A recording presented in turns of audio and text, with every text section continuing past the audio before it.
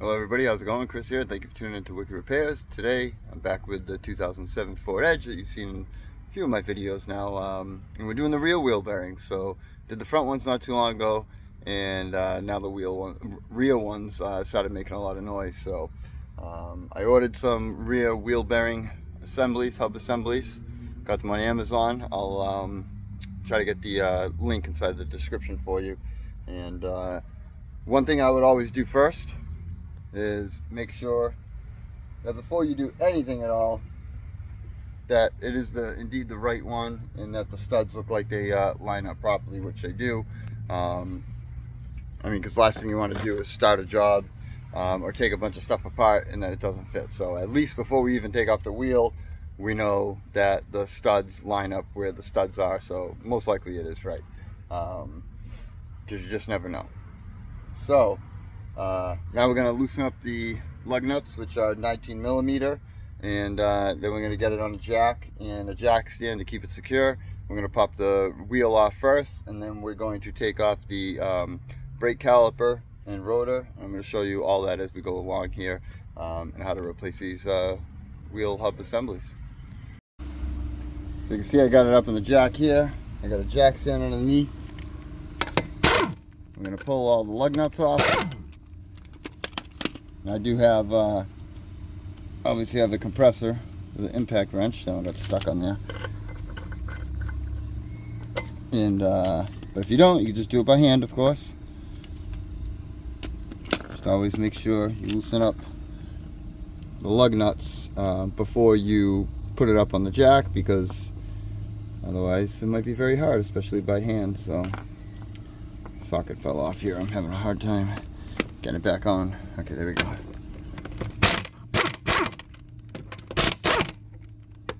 Don't want it to get stuck again, so I'm not really cranking it off, but that socket is definitely worn, and that's why it's getting stuck. I've had that socket for probably about 15-20 years. I've taken many things apart with it, so it is getting a little worn, so it does get stuck in the lug nuts a little bit.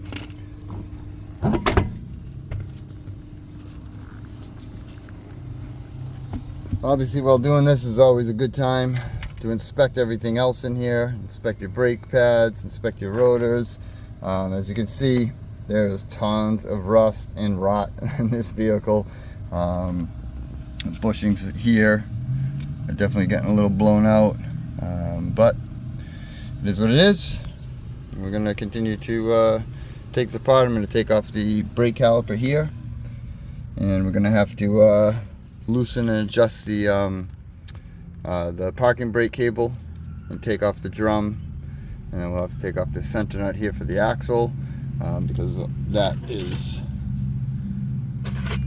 this portion in the center here. So that's where the axle would come through, where those splines are, in case you're not familiar with it, which is where this comes here. So this inner portion here is this inner ring here.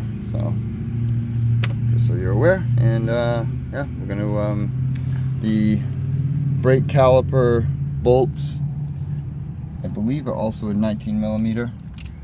I'm just going to stick this on here right now to see, unless it's a 7. Oh, it's 17 actually, I believe. So I'll confirm that and let you know when we take that off right now. So I lied a little. These are actually a 15 millimeter socket, top and bottom, both are the same 15 millimeter. So I've already loosened them up with the ratchet. I'm going to take them both off, pull the caliper off and out of the way. Probably going to secure it off to the side somehow here. Don't want to ever leave any stress on your brake hose or make it kink or in any way. So secure that out of the way safely, and then we'll move along to removing the rotor here.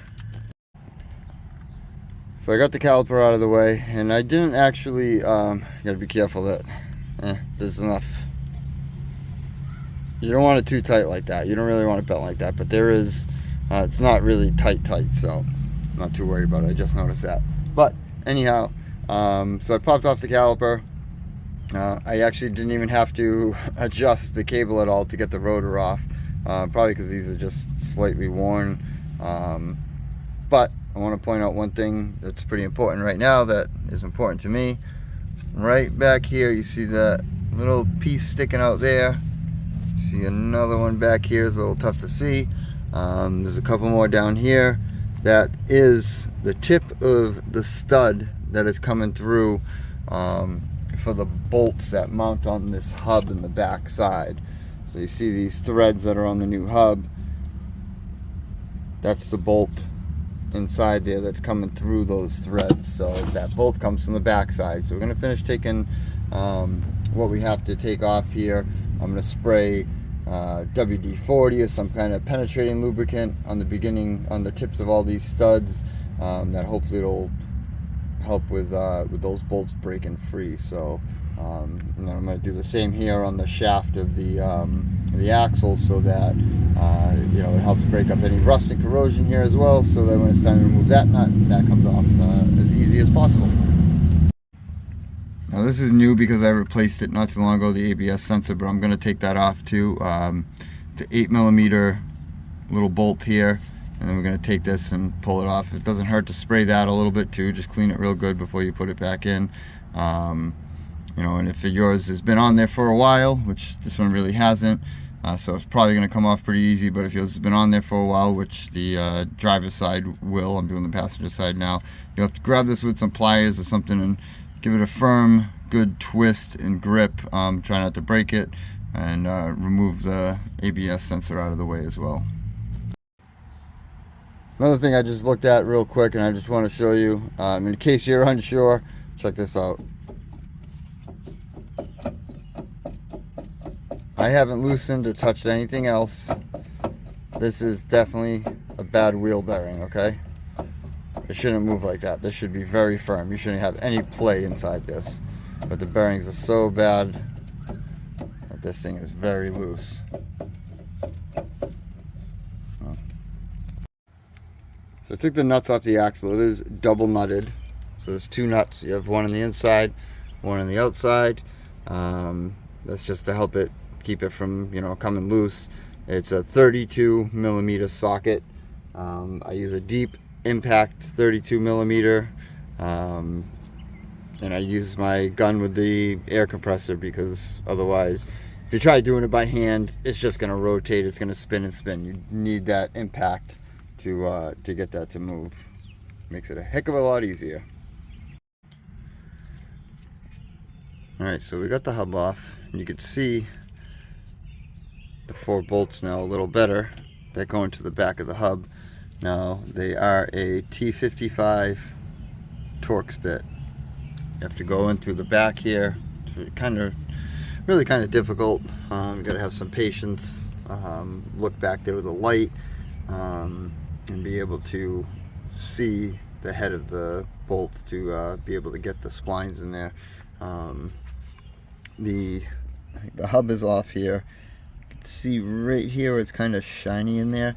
It's actually a piece of the bearing race, and this thing sounds awful. It actually sounded worse before I took it off, but yeah, there was actually a little piece of that was actually sticking out, and I peeled it off, but I could actually grab that and spin that little piece that was sticking out. I could spin it around inside where the race is.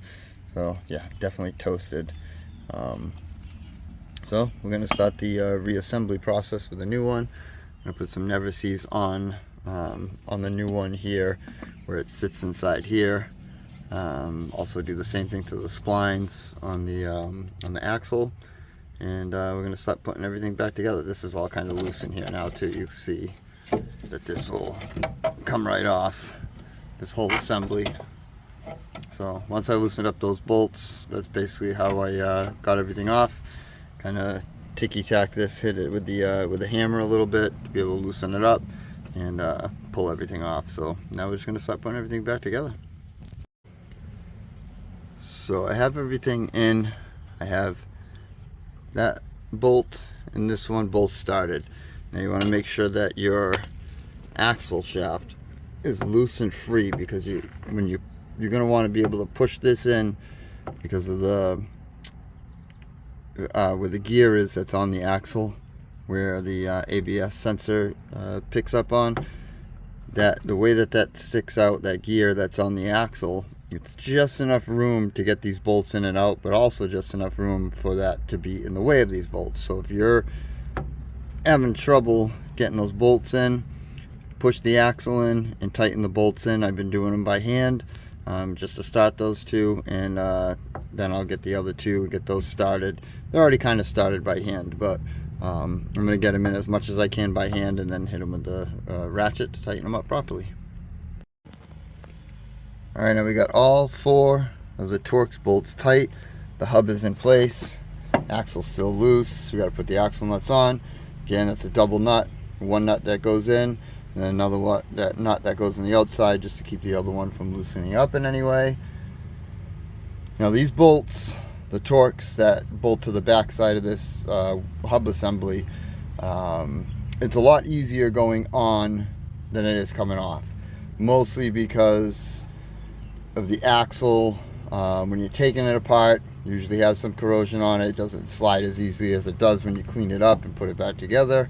And because of where that the little splines on the axle are, where the ABS sensor picks up, when you're going back in, of course, the head of the bolt is past those splines, and you're able to, like I had mentioned, push the axle back a little bit so that the splines actually move. So when you're taking it off, it hits those splines a little bit. It's a little more difficult to take it apart than it is to put it back together. But we're getting there. I'm going to put the brake rotor back on. I'm going to put the axle nuts on and get the ABS sensor back into its position and the brake caliper on and the wheel on, and we're done here. At least with this side anyhow. Now that I have that bolted on and we have the axle nuts on, you can see when I move this, there is absolutely no play in this. Nice and tight now, okay?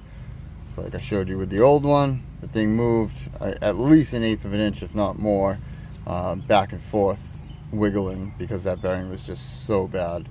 Oh, this is gonna be nice now.